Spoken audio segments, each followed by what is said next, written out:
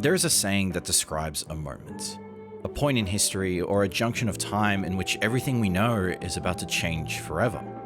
It's called a watershed moment. The phrase comes from the idea that a body of water is one singular flowing current, but when it suddenly divides, it becomes two separate entities. Typically, a watershed moment can only be seen in the moment it is happening or after. It applies to anything. Countless moments in history, the French Revolution, World War II, the Berlin Wall, the COVID pandemic, each one ushering in a time where we see pre and post behaviors and dramatic changes.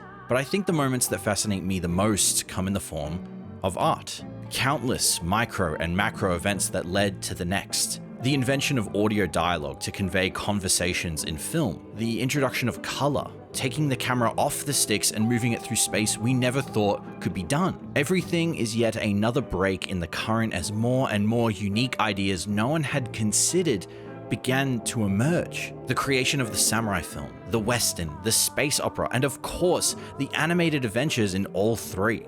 Animation today is seemingly limitless and bound to nothing than just the limited imagination of the people crafting it, paired with a sometimes obvious monetary time limit. When I look to specifically Japanese animation, I feel there is an absence of something new. Not in the stories that we tell or the work that is adapted to the medium, but more in how we tell them. If we take away the work adapted from manga and light novels, the amount of original series out there is limited, and I think it's because the willingness to risk for something fresh and different is too great for some.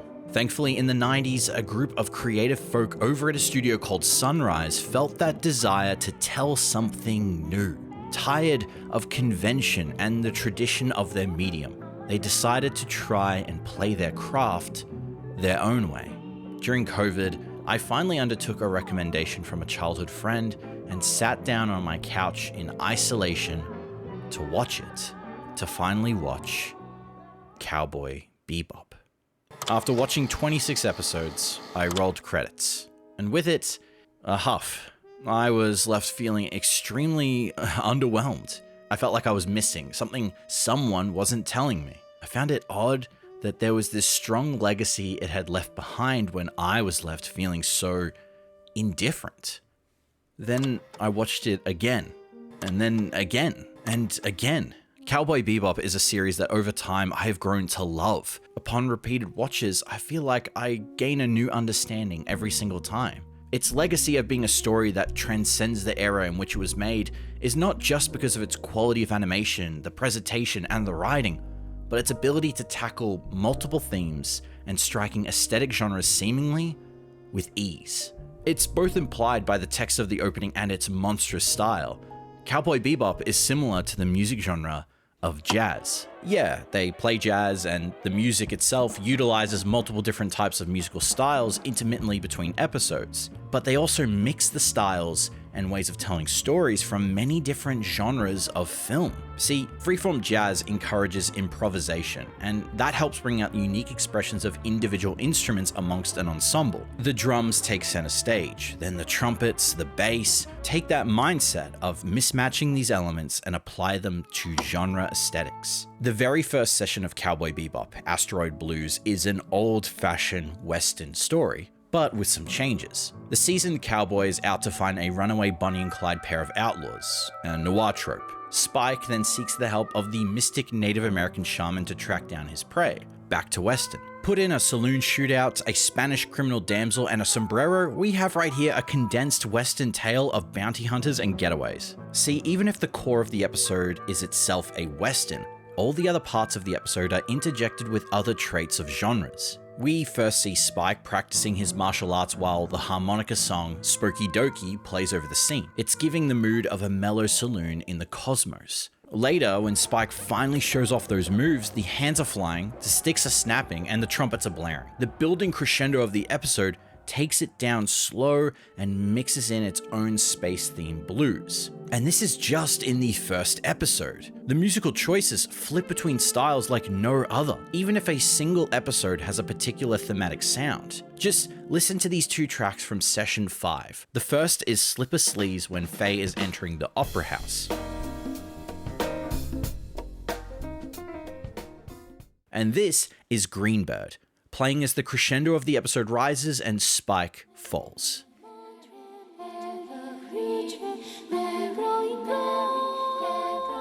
Both of these are from the same episode. While the music of each episode is predetermined by its own aesthetic genre decisions, they also do something better than just setting the mood. They show character. And it isn't just the music genres that mix, which achieve this. Spike in the very first episode describes himself as an old-fashioned cowboy, shown by being a sharp shot and a great ship driver, but he's also adept at physical combat commonly found in martial arts films than westerns.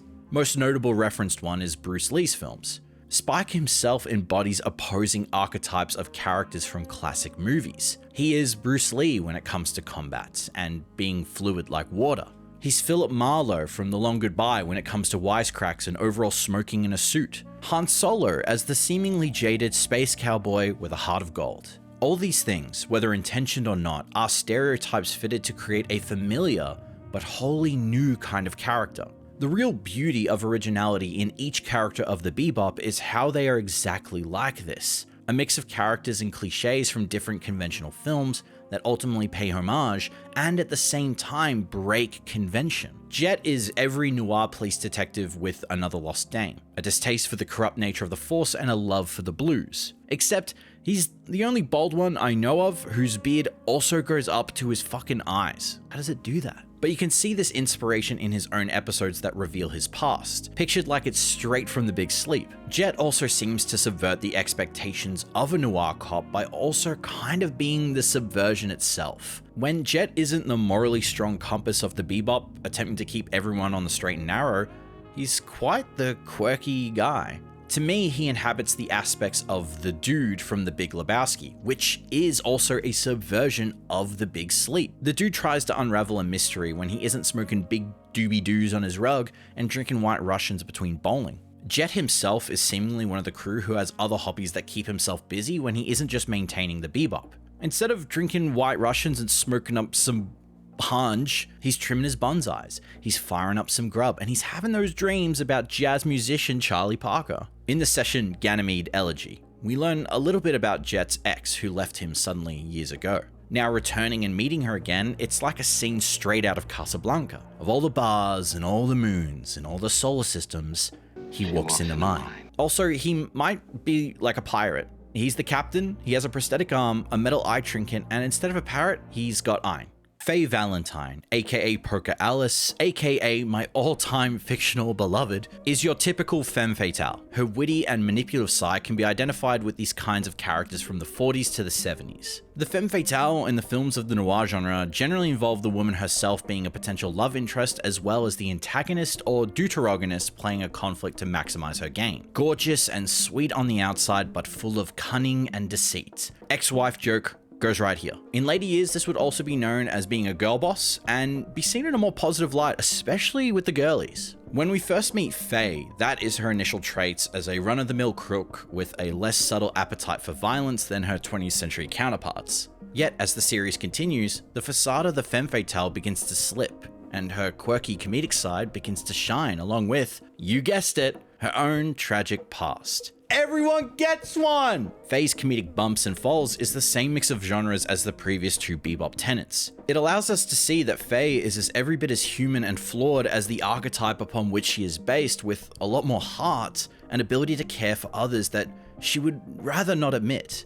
Kind of like the scorned woman in a romantic comedy. Instead of Meg Ryan ordering food, she's gunning down gangsters and going shopping. Hashtag, yeah the girls. Finally, we have the last two. The real youth of the crew, Edward and Ein. Ein is Ein, a super smart dog and eventually being modeled after a corgi that Shinichiro Watanabe bought so that he could make Ein more realistic. He's a cool dog that is smart and pog. Edward, however, is something new from the compilation of films and traditional mixes that are in the series. Also, Pippi Longstocking. It's why Ed's name is long and needlessly complex. Edward Wong Hao Pepelu Tivruski IV, a name made with different cultural origins. To me, she can be interpreted as the new gen of influences from the Bebop and all kinds of music yet to be determined. Even music associated with Edward's scenes is new, at least for the time of the late 90s and early 2000s.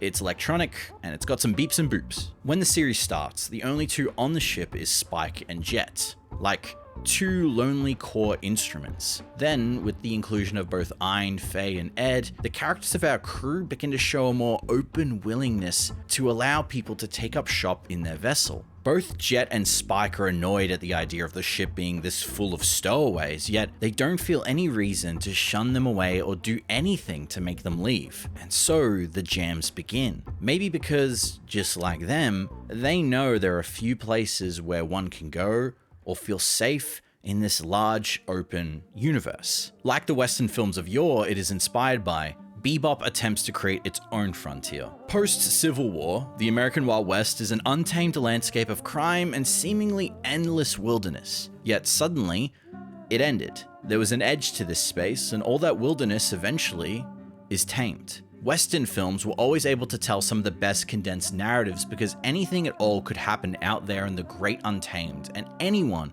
could end up walking through any kind of situation they weren't ready for. Something it borrowed from the samurai films of yore. Shout out to Kurosawa. The great unknown of space in a Western lens is a truly endless and expansive frontier with seemingly no end or way to be completely settled and conquered. Asteroid belts hold colonies and mining operations, yet they're either dilapidated or abandoned completely. You will find that as humanity has begun to conquer the stars en masse, they have brought culture from the world they originated with as much mixing as jazz. Venus is heavily modeled after Istanbul, Turkey, architecture that reflects Turkish, Persian, Arabic, and Islamic culture. But then add in some floating islands, and you have a sci-fi crossroads of the worlds. Mars, being the most populated planet, has multiple cities and a very large inspiration to come from Chinese and Hong Kong streets. The Astral Gate itself even repeats the safety lines in Cantonese when entering Mars, suggesting a large Chinese presence in one or multiple cities.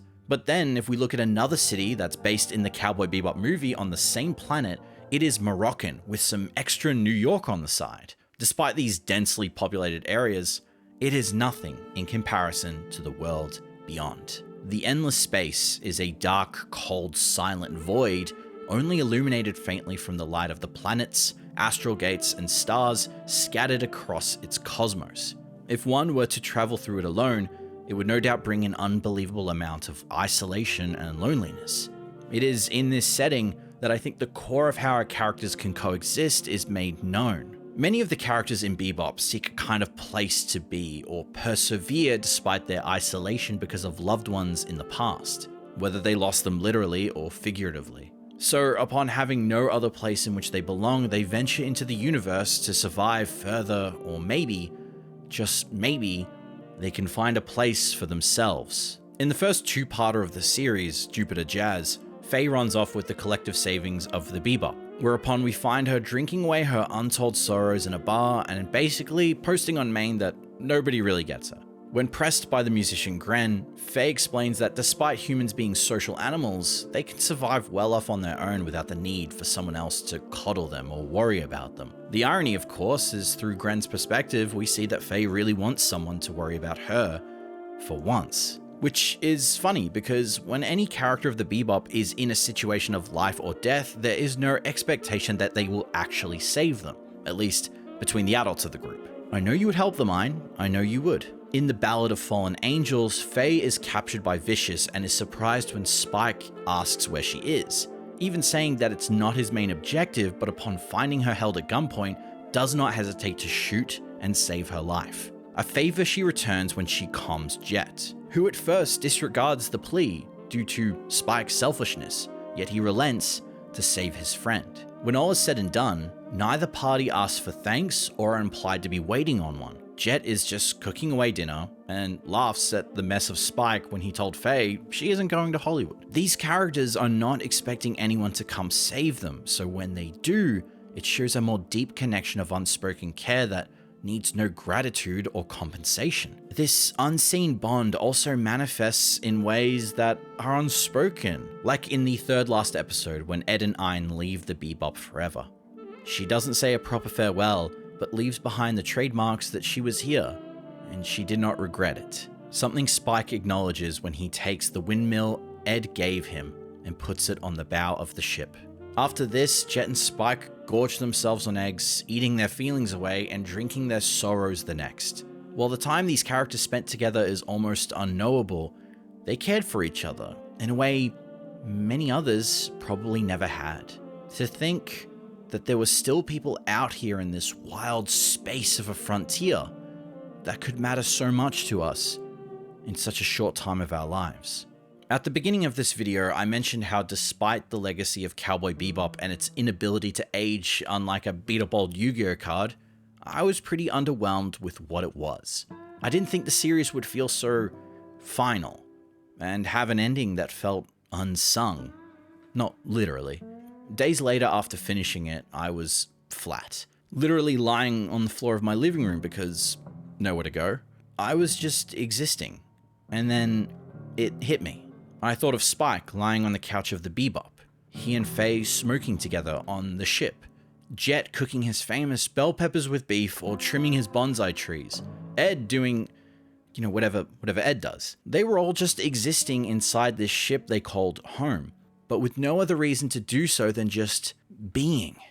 As we humans often do, kind of without purpose. There's almost an odd serenity to sit and do nothing. When I mean nothing, I mean that completely. No scrolling or aimlessly watching, but almost thinking about anything without questioning why. And that pertains to the show because the crew of the Bebop are characters without a true purpose in their lives, besides the existence they have, which is a result of a second chance. More so, the adults of the group. Spike, Jet, and Faye all face life-changing and near-death experiences that force them to rethink or change their way of perceiving the world, that take place before the series begins, becoming the characters we know them as today. They have pasts that are unfinished or not yet fully complete, but they do not seek the resolution of their past as a purpose or a drive, rather something that arrives to them at happenstance or catches up to them. I realized that I wasn't understanding the character's progression, and part of that is because I was lacking the context of how they live. Characters in most stories are ultimately met with a choice to pursue something in their lives or are pushed into the events that change them for better or for worse, ending with the characters being transformed as they succeed or fail in the pursuit of that desire. Between us, the viewers, and the characters of Cowboy Bebop, we are actually very similar. We both have some things we would like to chase or acquire to fulfill us, yet sometimes we don't know what that is, so instead we exist. We linger, and maybe find the pursuit in something that keeps us going. The same shift at work that sustains our lifestyle, the next bounty that will finally put food on the table, the routine of going to the gym or retaining a physical skill, watching the next episode of your favorite show or trimming bonsai, doing your nails, playing chess. Like the odd crew of bounty hunters of the galaxy, we also do not have a life-spanning arc that is preordained by a purpose in a way we structure the stories we like to watch. Don't get me wrong, we do chase goals, both as long-running as trying to get the job you always wanted or as short as getting that iced latte first thing in the morning before anything else. Cowboy Bebop offers its own meditation on the lingering of humanity as we continue in our lives, how we choose to grapple with our roaming as we search for a purpose, or struggle with the fact that we may not have a goal that completes us, just as vivid as a past that can never be forgotten. As the series ends with its final song, Blue, the events of their time together and the chapter in their lives as a large crew on this wacky ship out in the depths of a lonely galaxy is over. Like a time in your own life, an era of school, a chapter of working your first job. If I asked you to think of what your past is, what events or moments even come to mind?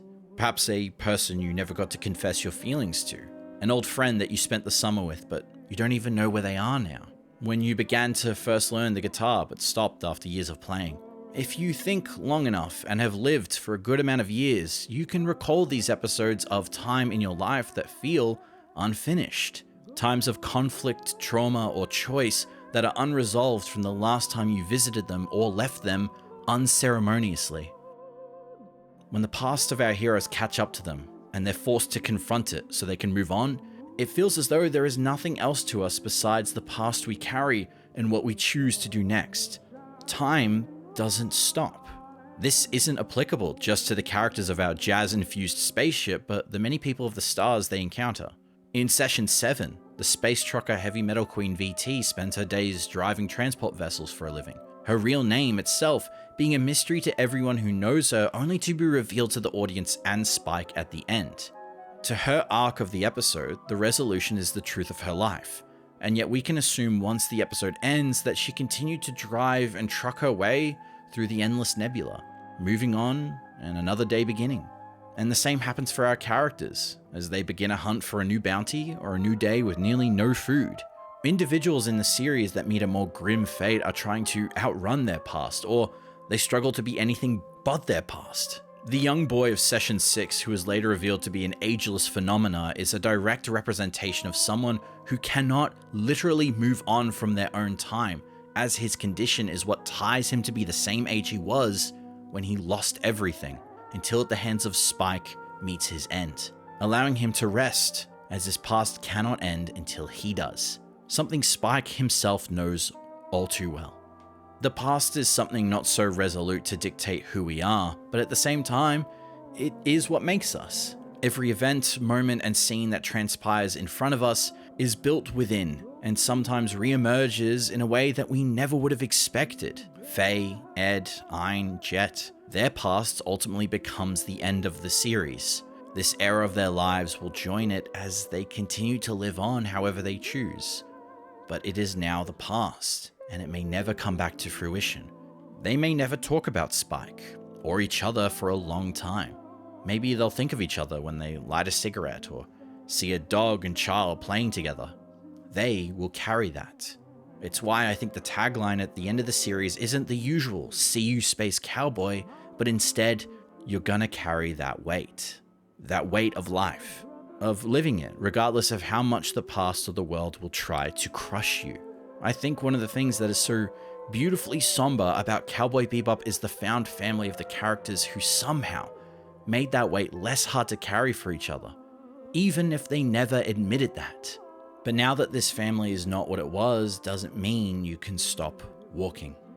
I truly believe this is why Cowboy Bebop, along with everything else it was made to be, has lasted, and continues to be something that people can revisit. If the past is the past and events of the series are forever cemented in time, then rewatching it is like reminiscing of the times when they were together.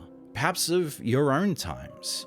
Part of me always feels scared about clicking onto Session 24 because next is where everything truly changes forever, and the time together must end.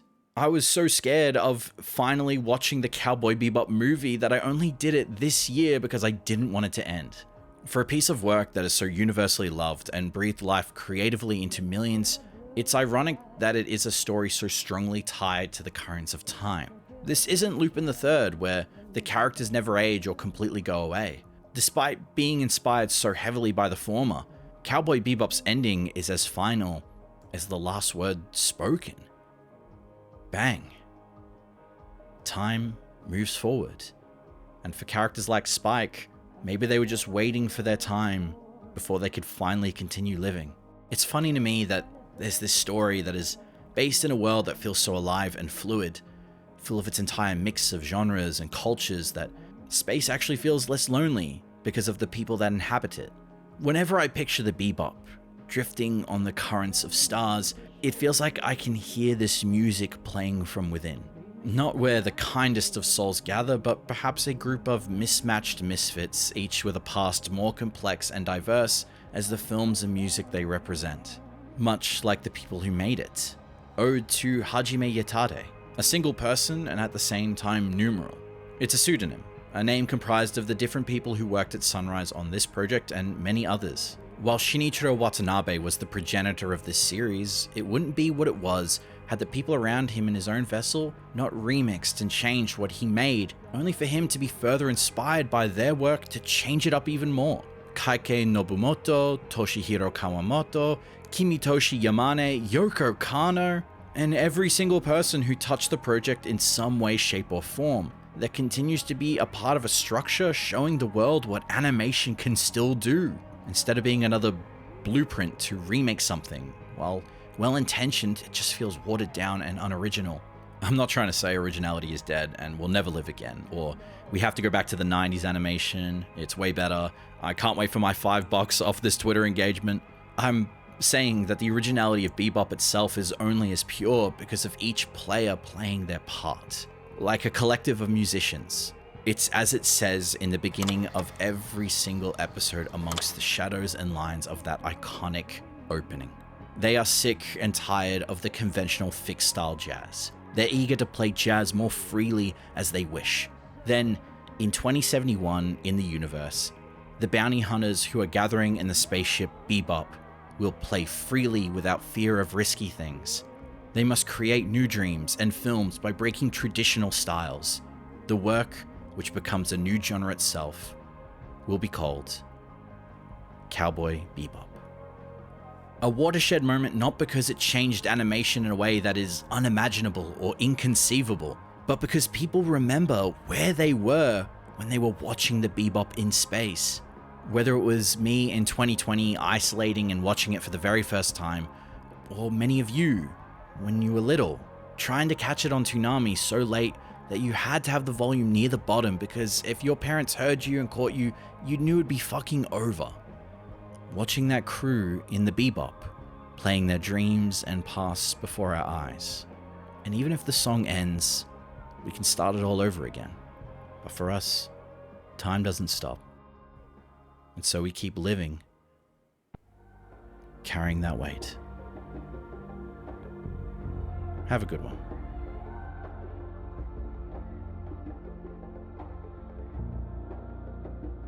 Thanks so much for watching and making it to the end of the video. If you enjoyed what you saw, please give the video a like, comment what you thought, and maybe subscribe. That way YouTube knows that you like my stuff and can show you more videos. Before I go, I just want to say a massive thank you to all of my patrons who support the channel. If you want to support the channel, feel free to head over to patreon.com/mugenbop, which you could support the channel for just a single $1. Thank you again for watching. My name is Mugen, and I'll see you in the next one.